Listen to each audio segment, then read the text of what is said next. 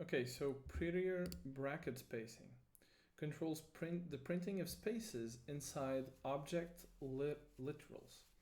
So let me show you what this looks like. We have an object literal here.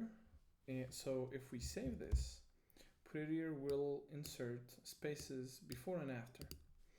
And if we set this to false, it will remove them. Now, from my experience, it's faster to not have the spaces there. And to be honest with you, it doesn't really make much of a difference in terms of readability. I find myself sometimes dealing with those spaces, which costs time and effort and cognitive load.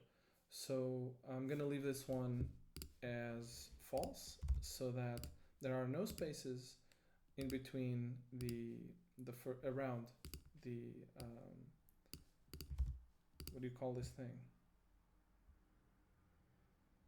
Around the object literals, I guess. So yeah, I'm gonna leave this one as false.